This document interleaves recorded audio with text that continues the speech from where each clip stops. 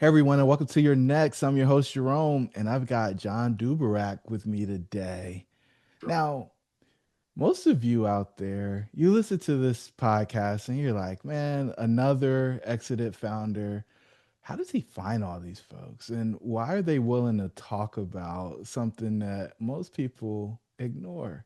And what I'm finding more and more these days is authenticity is the magic. And it's the thing that's really guiding me and how I spend my time and who I spend my time with. And so John and I had a call a few weeks ago, and I was reflecting on my day and then my week after the fact. And I was like, man, like that call was one that I really enjoyed. And this guy really gets it. And he's doing some of the things that I missed doing when I was younger too. And so I'm living a little bit through him, and John will find out a little bit about that during the show. But I wanted to have him come on the pod because he had a massive exit. I think he's on his way to another one, but he's living life in a way that I think most people miss. And when I listen to John talk, the thing that stands out most is the understanding that the journey is the game, not the destination. And so, John, thanks again for jumping on with me. Where does the world find you today? Hey, thanks, Jerome. Thanks for having me, and thanks for the that intro. That made my day. Trouble. I'm always trying to find trouble. Honestly, that's in my day to day. I did have an exit. I had an RIA. We ended up having a great partnership with One Digital, and today, post exit, I started another company. Despite my wife wanting me to at least take like a week off, I think I was done New Year's Eve, and the 1st of January, I registered my company and was like, let's do it again. And she's a heck of a support, as is my family. So we like the trouble to be caused, and I'm neck deep in it just as always. So kind of So, same stuff, different day. yeah, but I think it's different. So we'll dig into that a Yeah, bit. So I see you got some football sitting on the desk behind you. yeah, Why are they there, and what's that? What's the story, man? Because there's yeah. always a story. Uh, the story. I I'm an athlete, or as my kids remind me constantly, I'm a former athlete. I'm a little fatter, grayer, slower than I once was.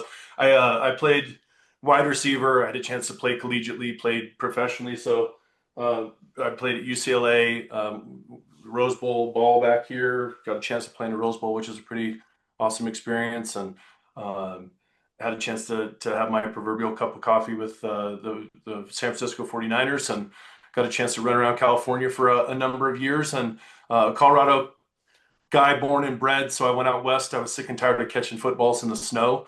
So I went out to Southern California and enjoyed Southern California for a number of years, and played a little football and got a chance to chase the dream, and then ended up coming back home and marrying my high school sweetheart wife and starting a family. And now there are days that I wake up and I know that I played football 20 some years ago, because it's a little creaky, a little lakey, on a daily basis. So, but yeah, that's the story. So those are game balls from some pretty nice games, and there's helmets and stuff that I have that little walk down memory lane. When I walk in my office on a daily basis, it's kind of cool.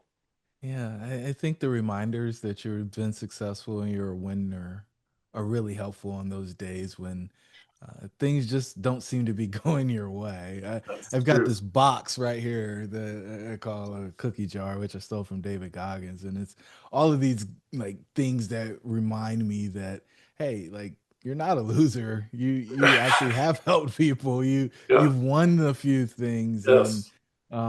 sometimes I think with all the highlight reels that we see on social media and the things that people present as if things are Sure. always hunky dory. I think there's a whole lot more to life, and sometimes men especially need that reminder. So, you, you left Colorado, went to the great weather in Southern California. You play in the league for a while, and then you decide to start an RIA. Yeah. It's an interesting direction that I took. So a number of things that kind of led me to get into the industry. Started as an advisor when I was done playing football. Really, I know a lot of your podcast, you talk to people about kind of that existential crisis, post Mhm. sale of a business. Mine was at 20 some years old, right? As an athlete, playing since I was 5, 6 years old, and kind of wanting to be the next Jerry Rice is the example. Um, when you don't have a 15-year career in the NFL, and that's kind of where all your eggs are in that basket, you have those days where you wake up and you ask yourself, like, what am I going to be when I grow up now? Like, what matters to me and maybe to others. Um, while I was playing football, obviously ran across a lot of people. As it turns out, there were snaky, shady characters in the financial advisory world, and I didn't, being young and dumb, I didn't realize the impact that those folks would have on other athletes. That I knew very well that it's an interesting dynamic when you put 18, 19, 20 some year old kids in a position to make tens of millions of dollars, right? Lots of folks, as we read now, and again, as the internet was just starting in my football days, it's a different world today than it was then. So you didn't really read about things that happened, right, until it was far way too long gone. So long story short, there, ran across a lot of folks in the financial advisory world. I had no idea how big the industry was. I thought it was like, man, these 15 guys in Westwood, California, they're jerks. They got to be stopped. And on the flip side of it, my wife's dad was a doctor here in the Denver area. He passed away unexpectedly while I was still playing football. And on the flip side of what I had felt as an athlete, either vicariously through my buddies or through experiences that I had, on the flip side, my wife's family advisor did a tremendous job planning for my father-in-law who passed away.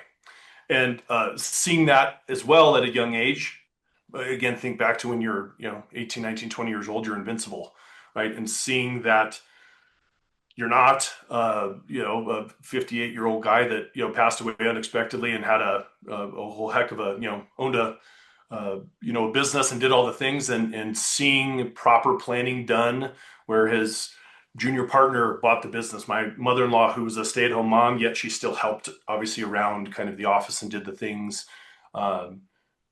She lived in the same house for 40 years after her husband passed, right? Not having a job, right? I mean, all of the things until she, recently passed away. She was a mom, and that I think is such an important job. It was amazing to kind of see the impact of proper planning versus improper planning with athletes. And that was really the driving factor. So when I was done playing ball, I didn't want to get into commercial real estate. I didn't want to be a medical device salesman, like a lot of buddies that I had that would, I probably would have passed out in the emergency room or, operating room, oh, blood. But with that being said, I wanted to have an impact, and having a very front row seat to the impact. Obviously, it was no fun that my wife didn't have her dad around, but she got to finish school because of the proper planning, and her brothers got to further their careers and their college careers and do all the things that again, late teen, early 20 kids, they were blessed to have that happen. But very sad situation as to why it happened. But nonetheless, as an advisor, getting into that industry and seeing things that had been done wrong for people in that same exact situation and not have that outcome was something that really kind of drove me. So got into the industry as an advisor, spent a number of years as an advisor, saw kind of the handwriting on the wall, the business that we had joined, my partner at the time, dear friend of mine over the last almost 20 years. He and I were two young producers and had a ton of success. Saw the handwriting on the wall as the business itself got purchased by a large insurance company. We were kind of a mom and pop shop. We didn't start it at the time. Had joined because I really didn't know what they believed in acting as fiduciary, and that was very vital to my existence at the time. I mean, being able to like help. I wanted to work in sports entertainment, wanted to help athletes, wanted to do that thing, and that was very important why I joined the company. They ended up getting purchased by a large insurance company. The handwriting was on the wall when the whole management team got wiped out and a new management team got brought in, and they said, here's your box. Your clients fit in this box, and if they don't, make them fit.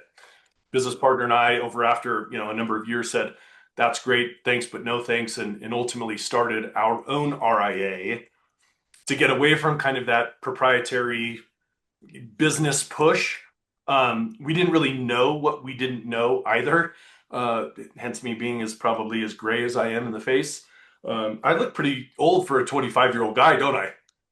No, a couple years have passed since I was 25. Um, but we got into the industry and we started as advisors. We both started in RIA, and really, it started around that same mentality of helping people, where we wanted to create essentially a sports and entertainment aggregation RIA. So I went to obviously a lot of buddies of mine, and for those that are in the industry and have come up in the financial advisory industry, the story of, I've got a guy or I've got a gal that's my advisor, right? We all experienced that probably in our first number of weeks or years of it as an advisor, and I did as well. Where I go, Jerome, you were in my wedding, man. Like, I want to be your financial advisor. And you'd be like, John, like, I love you, but I got a guy. That's kind of how the experience started, and due to timing and different things, we started our RIA smack dab in the middle of the financial crisis, not knowing it was the middle of the financial crisis in the sense where it was late '08, early '09. It was just kind of ramping up and becoming, what it turned out to be. But we wanted to build something that initially it started with sports entertainment, where I went to advisors and said, okay, well, Jerome, you got a guy. Who's your guy, right? Or who's your advisor? And we ended up building relationships with those advisors across the country, and ultimately had discussions initially where it was like, this is what we're looking to build. At the time, there were two or three large kind of aggregation firms. It wasn't a thing back then. Right? People in 2008, what they knew about RIAs is, well, that Bernie Madoff guy, he had an RIA. It was like, we're not stealing from clients. That's not our Ponzi scheme is not part of our business model.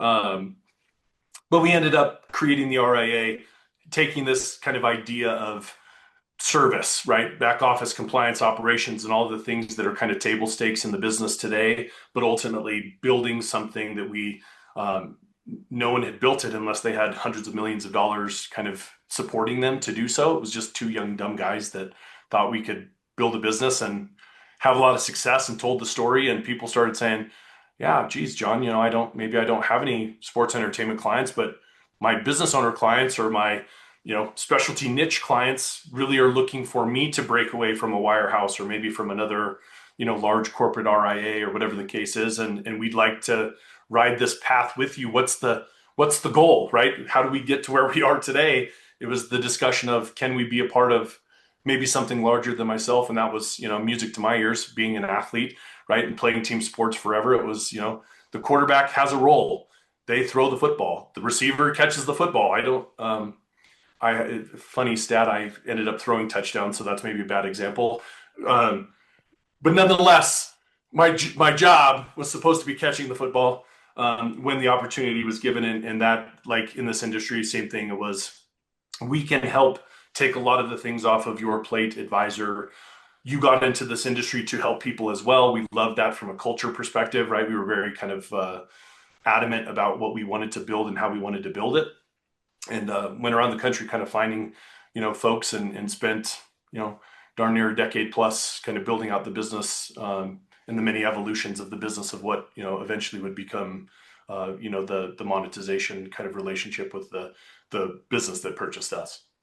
So I don't typically go down the rabbit hole of the eight axis, but I think you are a great example of it. So you had your first career, which was professional sports. You leave that, and I'm sure there's this crisis you go through of, I don't know what I'm gonna do. I've been doing the same thing for 20 years. Yeah. And it was my identity. It was everything. I put everything into it. Yep. Everything else was a distraction. This is what I wanted to do. Uh, then you find this based on, which I think is so beautiful. You see it done well. You saw it done wrong. Yeah. Then you see it done well. And you see the impact of it being done well. And you're like, man, I can make an impact, a real impact on somebody's lives. I want to Yeah. do that. Right. And so you embark on this journey. It's like, oh, but I can do that for the people that I was with. And you're like, and then it's a pivot. It's like, I don't know if those are the people, or you don't have the credibility with those people because you were Yeah. those people. And Yeah. so there's this uh, like dynamic, this conflict, this rub, this friction. to getting started. But you got your start as an employee, and that's the first exit is when you leave being an employee and you start your own thing. And so, fortunately, like going into that space, many times people are chief everything officer because they don't have a partner because nobody really is kind Yeah. of crazy enough to go on that journey with them. But you had somebody in your world that was willing to go on that journey with you. So you guys get there and you're kind of splitting duties, you're figuring it out. Who was that like first hire, that key hire that made the difference for you? That's a great question. And to your point, it was great that I had kind of a yin to my yang with my business partner, and throughout kind of our relationship. Obviously, there were, as with, I'm sure everybody knows, every relationship, right, ups and downs, and you battle like brothers sometimes. Um, Luckily, again, him being what he was a tremendous operator, certainly knew the industry, certainly knew kind of what we were trying to build and how he, viewed it in building it. I was kind of the dreamer in the sense where it was like, well, I'm the relationship guy, right? I enjoy shaking hands and kissing babies. I enjoy going to, a happy hour, right? And I was like, let's play to our strengths. So I think that was the first just real kind of understanding of the business. We kind of laughed like, who who got to wear the hats with the short straw. I threatened an arm wrestling match with him, and he's a little bit smaller than me, so nonetheless, he kind of got put into those roles. I think he liked those roles, right? And we kind of just that's how it worked out. So very lucky in that instance where I'm not going to sit behind a Bloomberg terminal and do the analytics around a trade. Not my bag. I don't even know how to turn on a Bloomberg terminal, so that's a terrible start. Uh, he helped initially with compliance. He did obviously operations and a lot of that stuff. I think in that world of us trying to grow quickly, right? There still was this rapid push once we had success. It was, you know, acquisition. And our business model was, inorganic growth, right? It was how do we find access to capital again at the time in the business? There weren't these bank lending. There was not private equity in this space the way that it is today. Certainly from that aspect. So it was, we would go to a bank and have a conversation and say, we want to buy Jerome's book of business, and Jerome's going to come with us, and he owns these clients. And they're like, well, does he own the building? Right, right. How does he own tractors? Like, what's the collateral? And it's like, no, the business, his business, and they just didn't understand it. It was such a talk about a beating a head against the wall moment. There were many of those. All of that kind of being said in advance of, we looked at acquisition as an opportunity to inherit talent. So we were very kind of mindful around those acquisitions where we could go find, Jerome by himself is important, yes. But let's say Jerome has a tremendous operator as well, someone in operations, someone in compliance, someone in marketing. So, so we would be able to kind of um, gather talent through acquisition, and we had a great deal of success doing that. So every acquisition that we ended up having, I shouldn't say every, but the vast majority of those acquisitions where we had success, we were very mindful about what we were trying to build at the end of our path. Having the end in mind, obviously very early in our growth. Certainly there were hits and misses, along the way, but I think we would go in and say, we need to have someone help us with compliance. And as of 2016, we brought in one of my other partners through a merger of his business, bringing his business in. His chief compliance officer was with the SEC for a decade and a half as a director. And it was like, talk about talent. I'm not going to understand what the SEC wants from a regulatory perspective. Here's a JD by trade that has been in the industry for 20 years, and this is his world.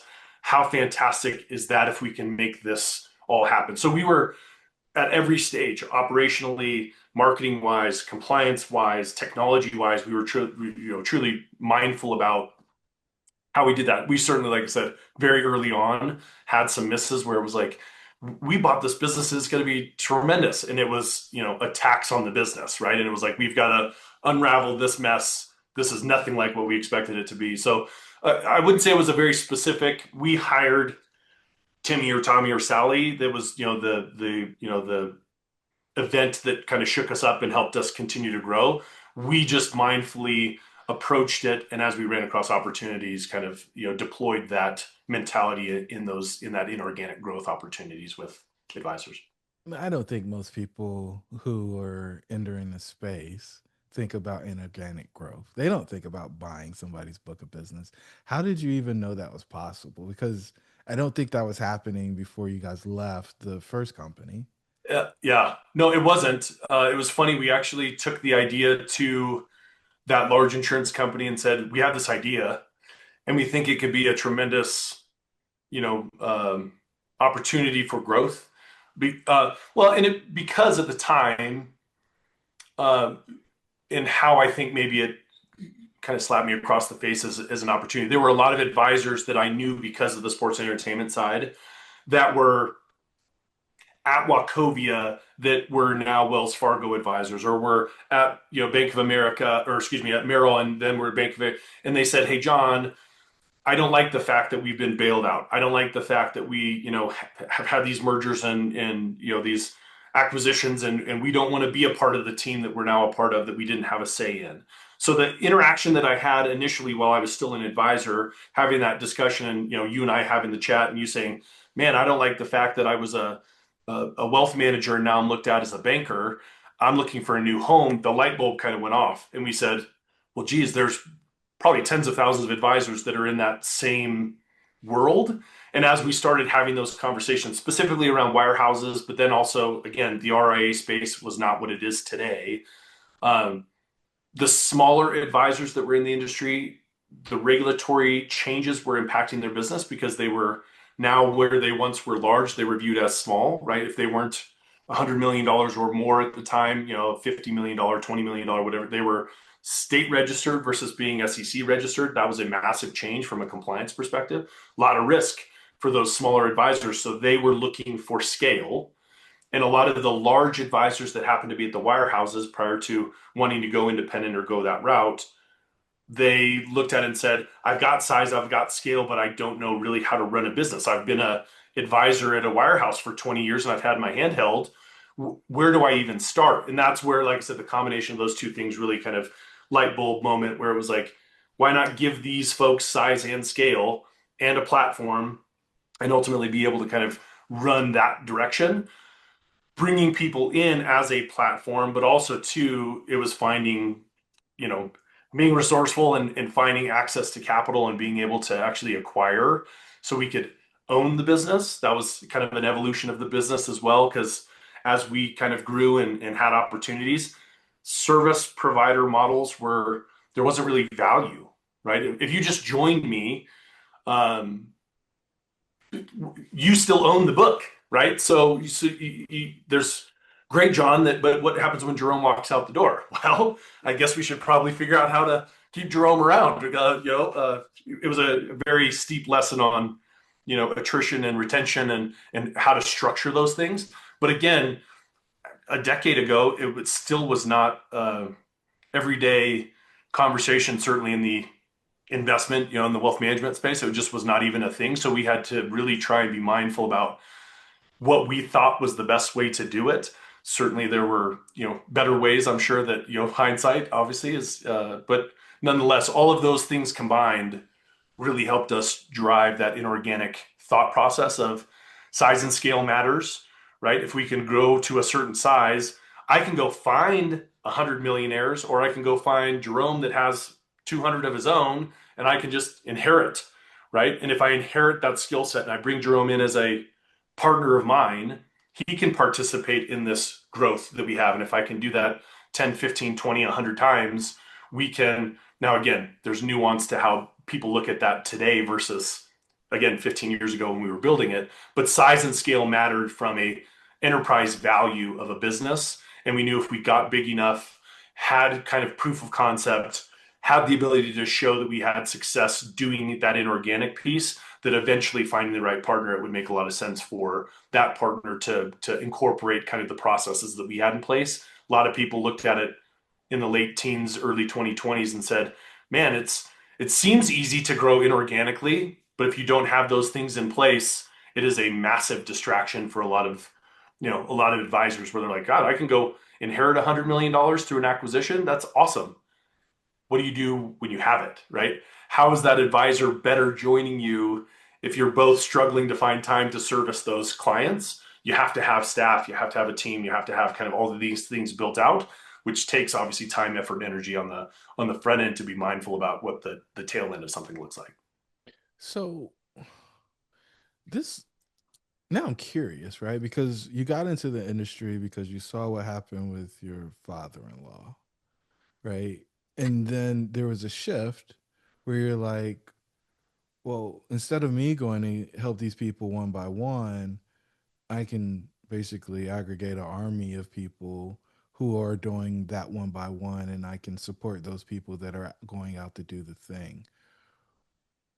Was it just hearing people complain about not wanting to be on the teams that were consolidated that led you there?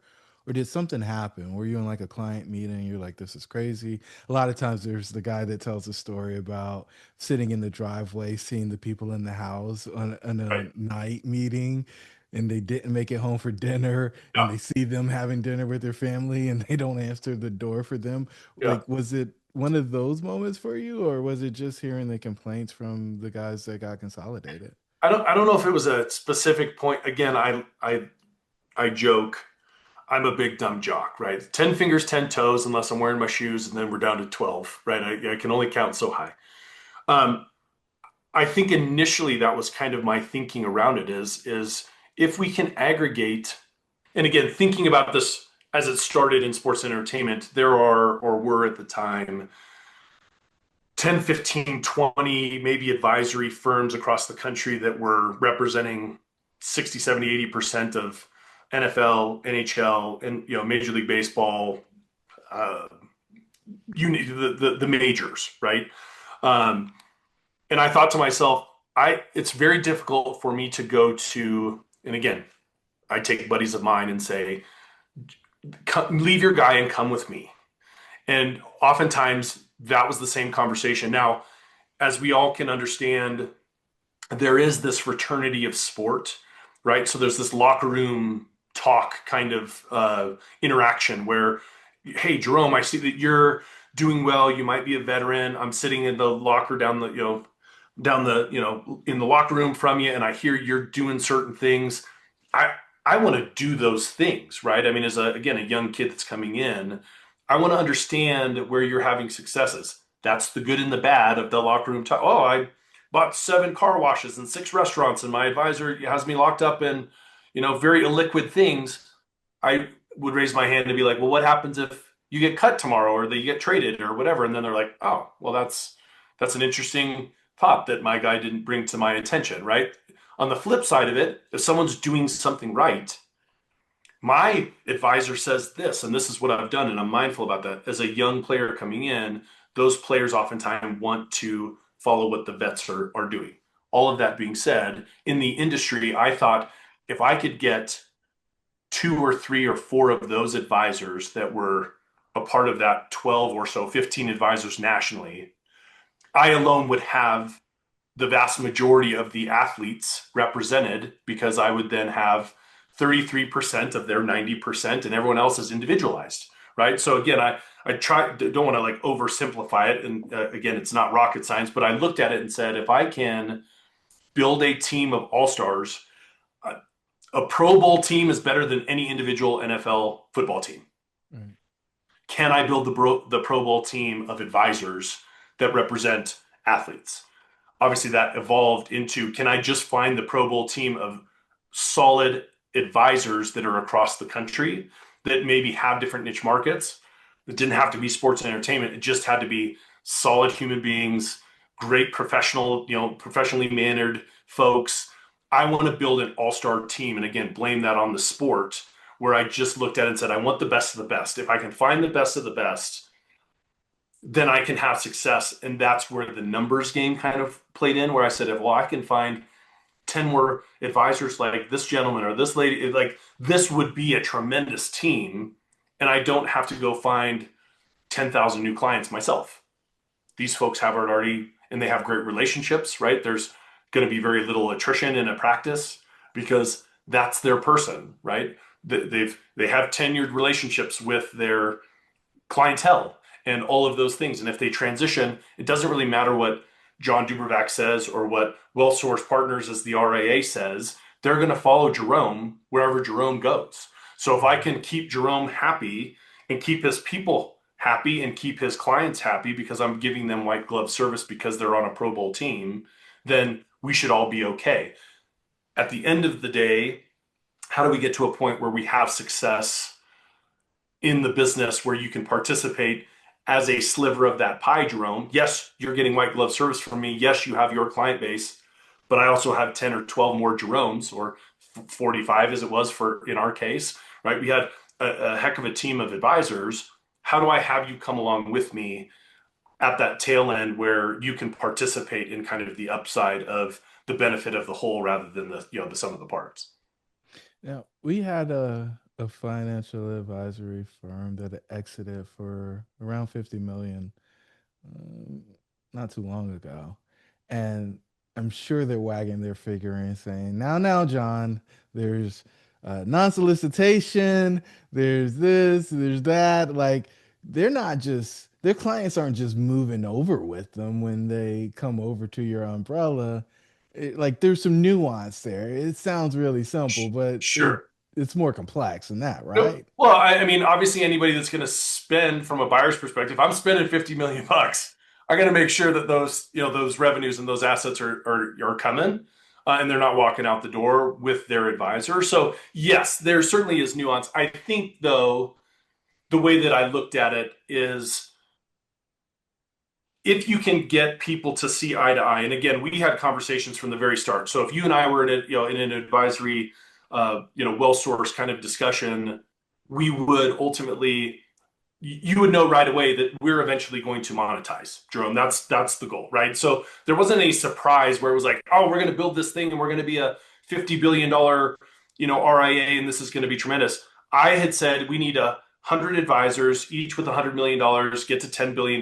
That's the goal, right? And if we get there along the way somewhere, or the numbers work, or our team is kind of at capacity, or there's too much of a risk. I mean, as a business owner, me and my two partners took on 100% of the risk of the business, right? So when we cut our checks to go buy practices, right? Jerome, you better not leave. There's non-competes and non-solicits, but I also am on the hook for millions of dollars potentially for you to walk out the door. So we made sure that if you did walk out the door, obviously there were probably some attorneys that might have had a conversation with you along the way, right? So yes, from a buyer's perspective, you always want to obviously protect that. From a seller's perspective, realistically, if I think everyone's on the same page, and if the conversation from advisor to client is, I'm doing this for the betterment of you, advisor, I mean, truly looking at it as a fiduciary, I don't think that we would have gone down the path with whom we went down the path if it wasn't best for our end client. That's why we're all in the business, right? Is to help the end client. But also, if you don't have more arrows in the quiver from an advisor's perspective and it's a lateral move, there's really no reason to make that move, in my opinion, right? So we wanted to, if we were going to sell our practice as a whole and advisors were going to come along with us, we wanted to make sure that we upgraded, whether it be for their staff, where there was, ability for upward mobility within a larger corporation, from a local or regional location to a national presence. All those things from a staffing, it was very important. I knew all of our staff. I knew all of our people. I wanted to make, I knew their pets and their kids. And I mean, that was important to me to build a business where I had that kind of interaction. Um, so the legacy of what my business was not so much I can leave and we can, I can join this firm and then we can leave because we have the relationships with the end client. It was more, if we're going to make this move, your clients will be better off despite Joe or Fred or Bobby or Sally, whoever the advisor is. Hopefully they're your advisor for an extended period of time, end client, but realistically, you're going to be hard pressed to want to move if we ended up making that transition. Okay. So, did you get to the 10 billion? No, we actually only got to about 2.5 billion or so in assets. It was an interesting dynamic because 2020 happened, right? And then 2022, and happen from a credit, no, I wouldn't say credit crisis, right? But from a consolidation of opportunity, right? You have one or two quote unquote run on the banks, right? What is it, Silicon Bank that had their run in? We had opportunities to close business at a reasonable rate. We were debt financed. We had some shareholders that were friends, family initially that helped us fund ourselves. Obviously, that were shareholders that funded the initial kind of push of the business. As we got in, we had debt financing and had reasonable rates. But when that credit starts to compress, right, and the rates start to rise, it makes it a lot more difficult for a business to get to a point where, especially a smaller, and we were by no means small, but in the grand scheme of who we were kind of competing against to go get a deal, it's tough if someone can say, oh, well, John's offering X dollars, we're offering X underscore A dollars, which is pretty comparable, and all I have to do is offer Y, and I know John can't get to Y, so come on over here. I would hope that whoever we were talking to would be like, well, I like John's culture and his business, and we're still going to go with John. Realistically, sometimes math doesn't, matter, or culture doesn't matter. That just is the reality of it. I try That's to lead with it. I short-sighted, try to, though. It's it's pretty myopic when people do that because you got to live in the culture. which ultimately for me speaks volumes, right? I mean, so that was like, if it's because you're getting an extra half turn on a deal, you probably weren't. Maybe I need to change where my diligence lies, right? So maybe you're not a fit for what I'm looking for. And that's just proof in the pudding that when you're preaching culture, culture, culture, and all of a sudden it's an extra couple $1,000,000 and you're going to go that route, teach their own. Again, teach their own. But with that, our goal as we got to 2.5 billion, it would have cost an extra 10% on every single dollar to get to a point where you look at it and you say, we're either going to have to find private equity as a partner, or we're going to have to find another firm that is looking to aggregate and integrate and become a part of a larger team. That's the direction we chose, that happened to be also backed by private equity, which was a unique opportunity for me because One Digital, the firm that purchased our business, they ended up having a recapitalization, had access to essentially billions of dollars of capital to kind of go play in that sandbox. That for me, when I'd run across an opportunity and lose it because I couldn't find, squeeze out an extra half a million dollars to get a deal done, when all of a sudden I've got billions of dollars. I don't think that capital is the biggest, ticket item on, what people are looking for, right? Especially today. Lots of people have lots of money and that doesn't matter. I think there's a lot more that goes into, getting a deal done. For us, it was really interesting because of their story. They are massive kind of on the employee benefits and retirement side, with an entree into an RIA that they started in 2020. They looked at us and said, you guys could help us build out our RIA with your talent. We, again, had a ton of A players. Can we kind of help you continue to build your business? So they were buying a business that was really successful and buying a lot of human capital that was kind of a added bonus. But for me, being able to kind of sit on an M&A team with access to that kind of capital was a tremendous, just kind of selfish opportunity for, me and a couple of our partners to say, we can offload a lot of kind of the day-to-day business management, because this acquiring firm has regional management and upper management and C-suite and all the things already in place. So we can kind of get lifted out of the day-to-day of running the business and actually get back to, again, what started our business, which was growth inorganically. That was, like I said, for me, was really exciting to kind of have that lift out of, we have access to sell our business, and the legacy of our business can still live without me being there or my partners being there, because they've run a multi-billion-dollar a year revenue company. They know what they're doing, right? They can run the business. We're just a few tens of millions of dollars. We are pennies to them and what they're doing on an annualized basis. They can probably figure out what can be done. As owners, you have to kind of give up that control, right? I mean, that's I know something that you guys talk about a lot, right? Is as a sophisticated, what I would consider a sophisticated owner of a business, it's really hard to kind of take that step back and say, man, they don't need me, right? They don't need the C-suite of our business. Maybe they did, maybe in different roles. And like I said, that was the cool thing. Our CCO became the CCO of a much larger company. Our chief of staff became she got into the tech side and the interaction with advisors, things that were really important for our people. That was awesome to see. On the flip side, it was really cool for me to say, I can go talk to a 10, 15, $20 billion firm if I really chose to and say, you need a $500 million check cut. That's a realistic discussion. That might be light from an example of what enterprise value of that size for, but nonetheless, I didn't get laughed out of a room, right? I don't know how many times I've been laughed out of a room. You have to have some thick skin, being on the tip of the spear, having these kinds of conversations with advisors that are looking to sell, and they're like, "Well, geez, John, we're $5 billion and you're $2.5 billion. How the heck are you? We should buy you, right?" And on the flip side, now it's like, "Oh, well, we've got $150 billion and a $15 billion RIA. What's the number?" Right? And culturally, what are you looking for? And all of those things, I can actually have a legitimate interaction from a negotiation standpoint.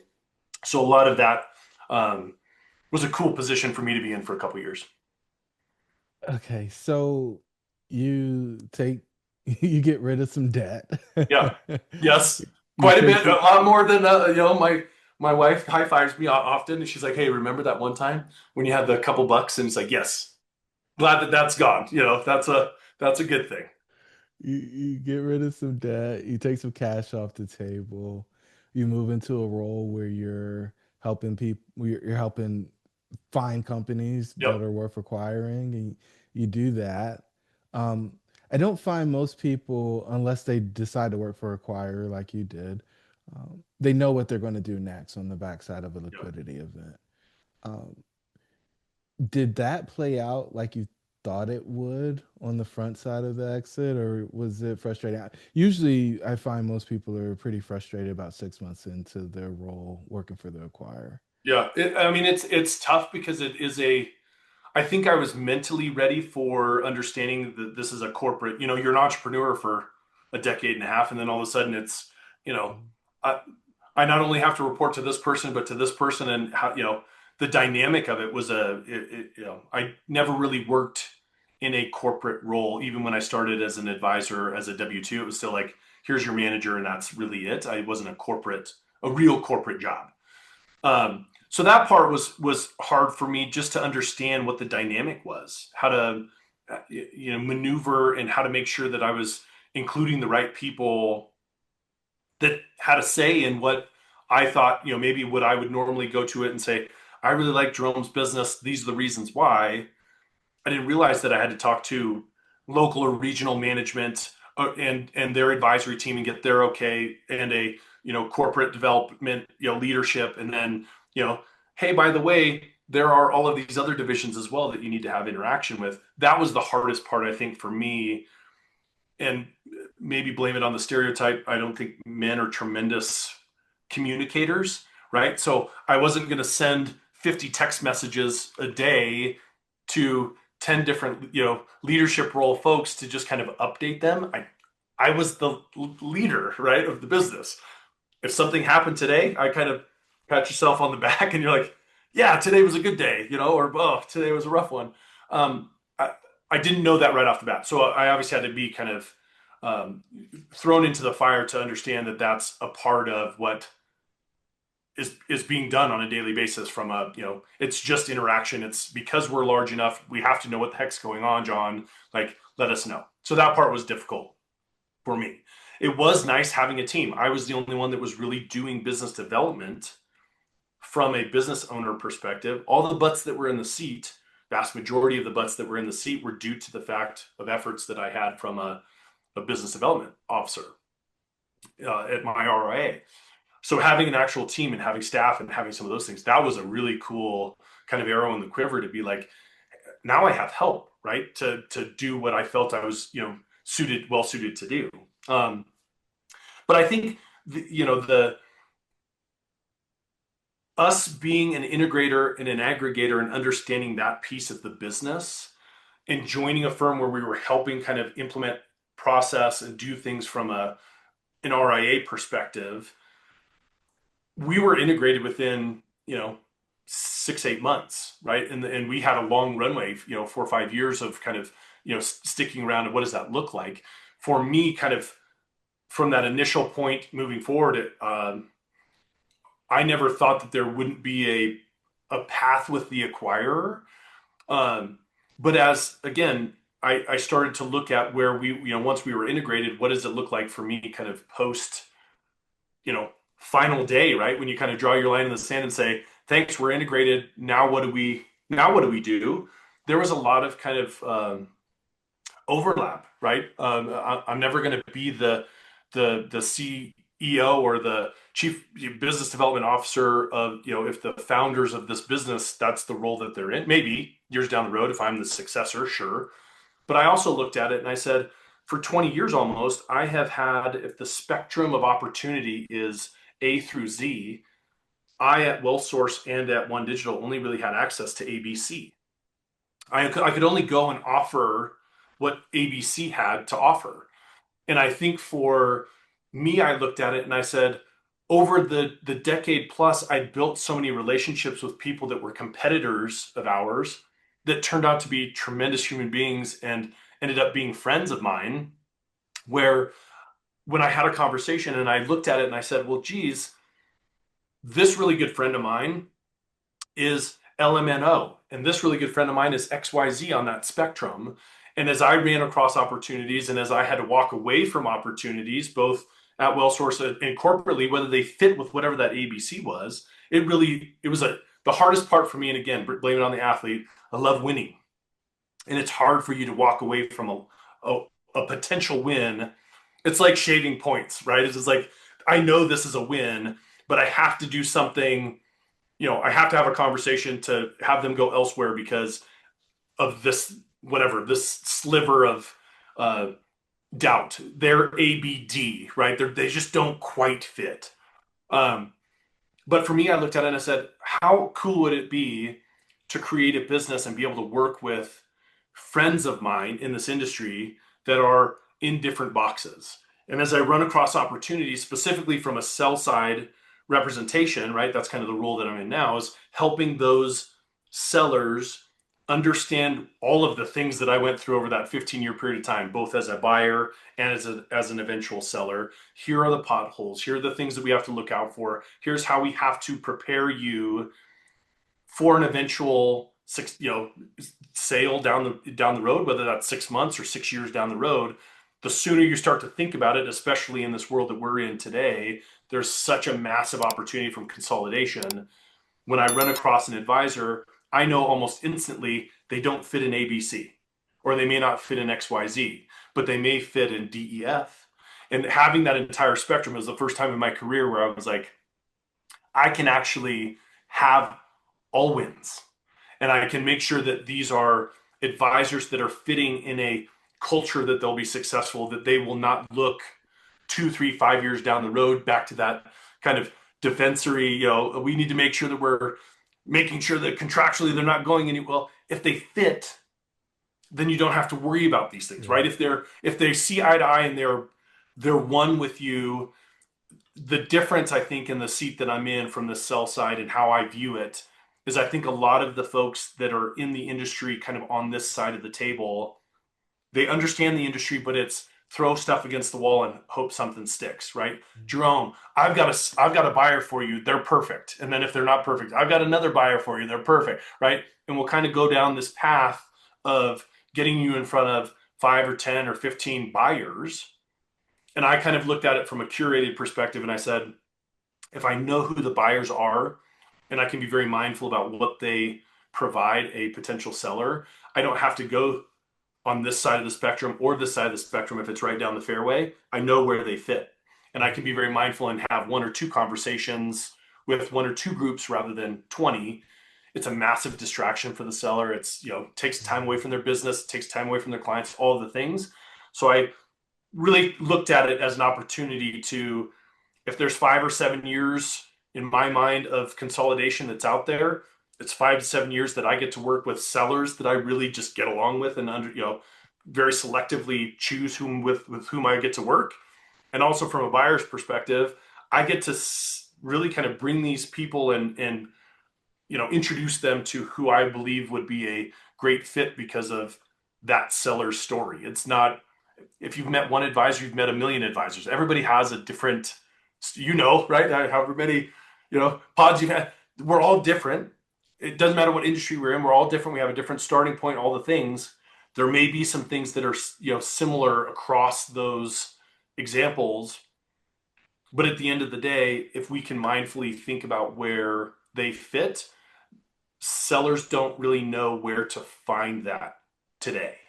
And I've looked at it as a really great opportunity and evolution of what hopefully value I can provide with those sellers. Is I've been there, I've done it, I've known the buyers for almost 2 decades, what they're doing, how they're doing it, and in hearing your story, here's potentially my thoughts on where would be a great fit for what you're looking to do in the next bit of your business. So it's a really kind of same stuff, different day, but also a completely nuanced, interaction with completely different. Still talking to sellers just as I was when I was doing M&A, but it's a different relationship and it's a different kind of hand-holding process with them.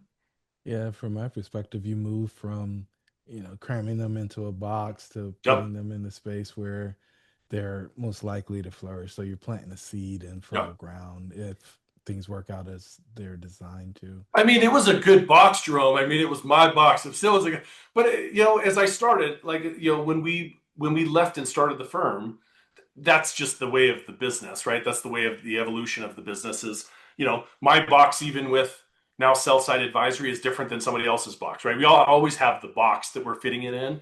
And again, I appreciate. I'm just giving you a hard time, but you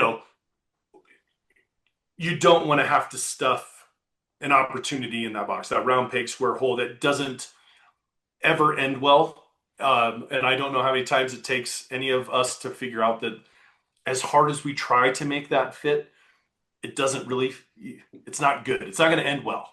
And I'm trying to be mindful, obviously, like I said, in the bit of the business that I have, as I, again, hopefully have some foresight as to where the industry is headed, be able to help a whole lot more people rather than spend 2, 4, 6 months, a year long with someone to get to a point where it's like, man, we just can't make this work. To I can now help countless people, as many folks as I have the ability to. So again, selfishly for me, it just gave me an opportunity to enjoy more the fruits of my labor than kind of be restricted, and not that that restriction is bad. It just is one of those things that selfishly I'd had the restriction for long enough, and ultimately for me it was a great opportunity to kind of open that a different door.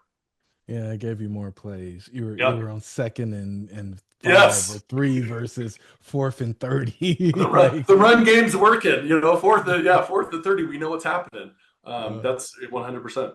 so your story reminds me of an early episode of the podcast with a guy named Randy Woods out of Canada. Okay. And so he went to the acquirer, he helped buy businesses for the acquirer, and he recently exited. And now he's just running his own firm where he's advising technology firms on their exits or SaaS firms on their exits.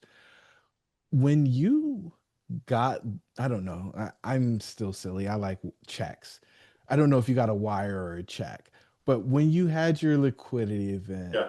like how long did the high last on like I got money and I Yeah. don't have debt now? Yeah.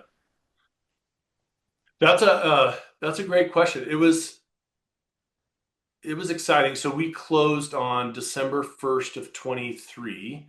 So it was going into the holidays, right? And we all know, as much of an excuse as it is kind of going into the holidays, it was an interesting path for me. We had planned on buying a house prior to, obviously, knowing that we were going to sell our business. We thought maybe it'd be a January 1. I mean, all of the things, so many kind of life events happened for my family and I. We moved, we got a dog. Like there were so many things that kind of happened.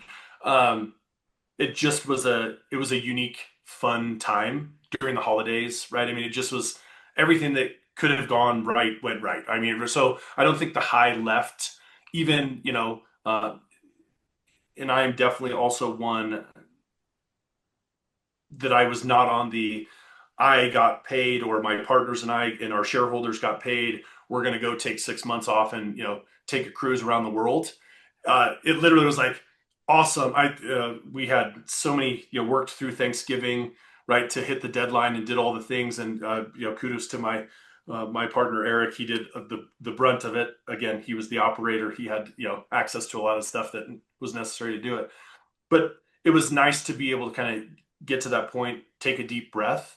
But it was almost instantaneously as well, where it was like, all right, guys, the work's just begun, right? So that is also as we negotiated the tail end of our deal as well at the end of 25. That for me was very similar, where uh, my wife gave me a hard time. She's like, John, will you just like take a week off? New Year's Eve is New Year's Eve is my birthday, so we got paid on New Year's Eve at the end of the year. And the first of the year, I literally the next day I put everything in with the state and got my registration and all the things with Blueprint Strategies, the new for January 1.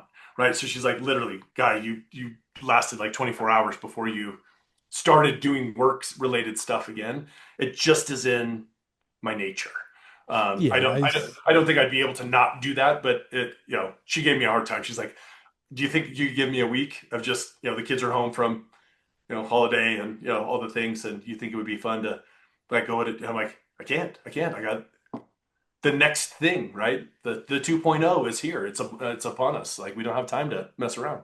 I think athletes are unique in that situation, but they're usually training for the next season, right? Yeah. So you either win or lose the last game. There's Yeah. only two Yeah. options. Yeah. And then, like, the next, some people go, there's stories of Kobe Bryant going in after the game Yeah. and After the game. working. Yeah. Some people actually go to sleep before, but usually they're getting ready for the next Yeah. season. Unfortunately, for a lot of athletes, they don't get to choose when the game's over, 100%. right? Like somebody else Yep. walks in and says, "Hey, you're done," Yeah. and then that abrupt start or that abrupt stop puts them in a situation where they don't know what they're supposed to train Yeah. for next. Yep. Um, you apply that same philosophy. It's like, hey, like, and you had an idea that you so that you could start the new thing. And Yeah. I just find that so few people actually are in that space where they've thought about next. And we've been running with this new framework where we talk about businesses as an ascent, a summit, and a descent. Yeah. And what we find is that nobody actually plans for the descent. Even the Yeah. advisors, like advisors will get you to the summit, they'll push you up, and then they'll leave you on the top of the mountain, Yeah. right? Yeah. And the people have no idea how to get down. Yeah. They haven't picked a new summit to pursue when they get down. Yeah. And on the way down, and if you think about Everest or Kilimanjaro or any of those other peaks, like Yeah. people don't die on the way up. They die on the Yeah. way down, right? Yeah. They're exhausted. They hit the peak, their guards down. And it's just like, man, like you have to make so many more decisions because you got more resources than you've ever Yeah. had. Yeah.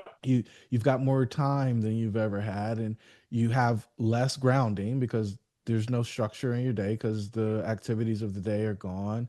Many of the relationships that you had are gone. Yeah. Your self-image or your what people were hanging their hat on from a purpose standpoint is gone, and now you're trying to like orient yourself in this new land of wealth. And right or wrong, most people don't know what to do there. And so you planted your flag and you're like, all right, here's the next hill we're climbing, and we're off on the journey. I pick with people, they're like, yeah, I'm gonna take 6 months off. I'm like, well, when's the last time you like fully unplugged for 6 days? And the answer's always, I haven't. And Yeah. so, like, this concept of, well, I'm just gonna kind of float along, drift along, find myself, I just find it to be comical because it's not what we see in practice. Yeah, well, and thanks. I'd stuffed all of that stuff that you brought up way down deep, so my therapist will probably be unpacking my next few weeks. So I appreciate now. No, man, it's it is such an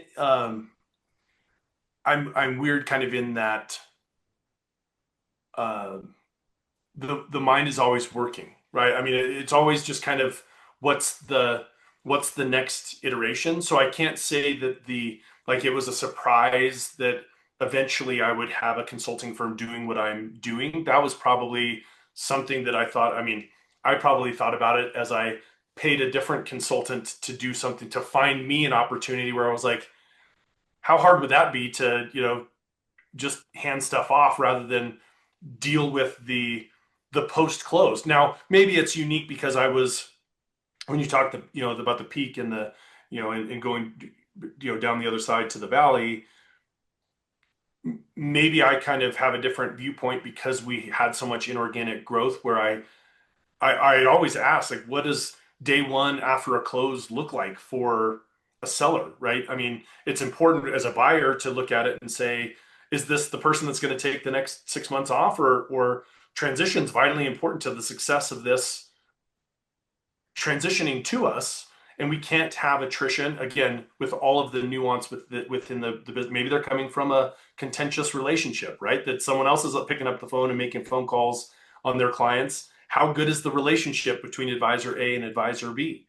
Um, those are things that we were very mindful of throughout the entire kind of uh, the steps taken within our own business, where maybe again was just mindful about having that eventual next step because I knew I wasn't always going to own the RIA. Our business model was to build it and to eventually sell it to the right partner. It was finding the right partner, which took years to do, massive distractions along the way, probably impacted our growth, but we knew that was the business model, right? And similarly, I think when we got to a point where we were acquired, we really wanted to make sure that the integration was successful with our people.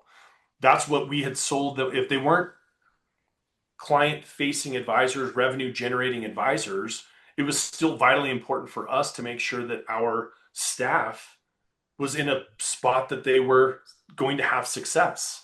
What does that look like? Well, we wanted to make sure that obviously that was the one of the massive, major outcomes of doing a deal is we wanted to make sure that people weren't floundering because they didn't have the ability or the flexibility that maybe myself or other shareholders had, right? I, I could completely flub up the blueprint strategies and I could not close a single deal, and you know what? I'll be okay.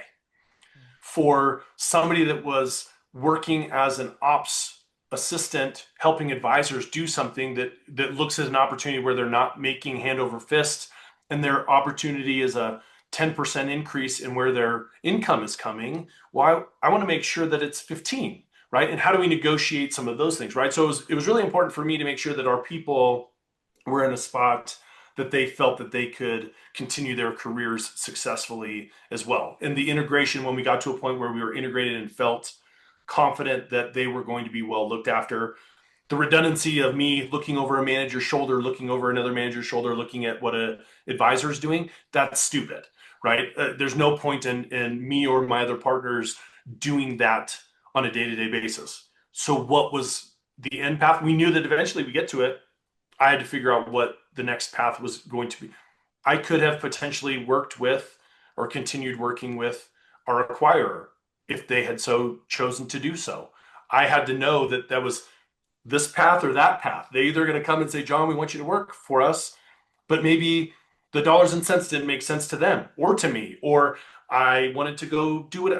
I coach, right? So I looked at it and I was like, maybe I want to spend more time coaching. My kids are getting a little bit older. They're doing things, right, where maybe that's a path I want to go. So there were all of these thoughts as to what I wanted to do. I just looked at it and thought to myself, where can I bring value, not just within family, but professionally as well. I have more time to do the things that I still want to do to help take my kids to school every day, take them to practice, being as involved as they'll allow me. Like I said, I'm still old and I'm dad, and who wants to listen to old dad? Like, God forbid I knew what I was talking about with sports. Yeah, guys, he's crazy. He doesn't know anything. But on the business side, I just felt that there was so much potential value in time that I could save someone else. I wish there was someone like me, both as a coach, as an athlete, right? I wish I had a myself as a coach 30 years ago, the things that I could have taken from it. Very similarly, I look at it and I say, from a seller's perspective, if I can bring them value and save them a month, 6 months, 6 years of time, what is that? What would I have done differently with an extra few years, or months of time? So that for me was enough to say, hey, the insulation around our people, they're all okay, John. You got to take a step back. They're going to be fine without you. Now what? Well, I can still kind of have insulation around people that, again, that I choose to work with and help them get to a point where they're having the success up the mountain, but also prepare them for what's down the mountain. To your exact point, I think a lot of people help them get to the top of the mountain and then they say, well, top Everest, best of luck getting down. And you're like, I've never done this before. How do I get down? Right? I need some guidance along the way, and that's where hopefully I can bring a lot of value to these folks. Is, I'm still here, right? Build relationships. Relationships are vitally important to me, and that's kind of the cool thing is I get to build the relationships with whom I choose. So it's an interesting path that I've had, but I think it all comes back down to kind of just how I've grown and viewed the industry from the start, and good, bad, or indifferent, right? There there definitely are things that I think people look at and they're like, man, that's craziness. You shouldn't have ever done that. But I did, right? I mean, I can't look back and, have that hindsight and be like, you're probably right, but that's how we did it. And that's just who I am. And ultimately that's kind of how I'll continue to do it. And hopefully I didn't run too many years off, with those 100-hour plus weeks trying to run as crazy as we did, right? You hope that you get to enjoy the fruits of the labor, but there were a lot of it's a labor of love for sure. I love it, man. I love it. I love it. I love it. So, I love to wrap these up by Yeah, asking, because we covered so much ground. I mean, yeah. what a dynamic journey that you've been on. Um, what's the one thing you want listeners to take away from our episode? A lot that I talk a lot. That's a no brainer that people are going to take that away from this. I think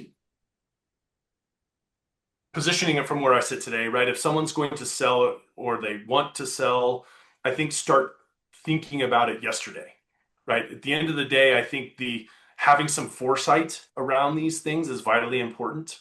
And the benefit of getting an RIA seller to not think about selling when you're 70, right? Think about it when you're 40. And what does that look like? And ultimately, there are opportunities, but don't do it yourself. Find someone to kind of help you that's maybe been there, right? Again, so much of it is athletic ties, right?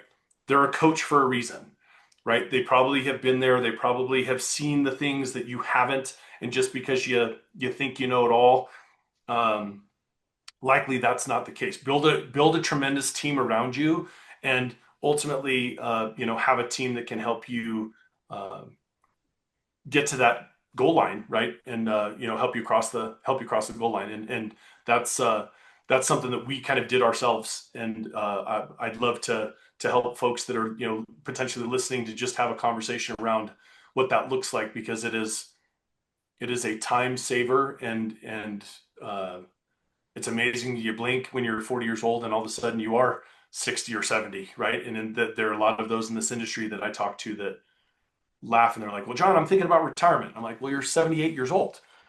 That's something we should be thinking about.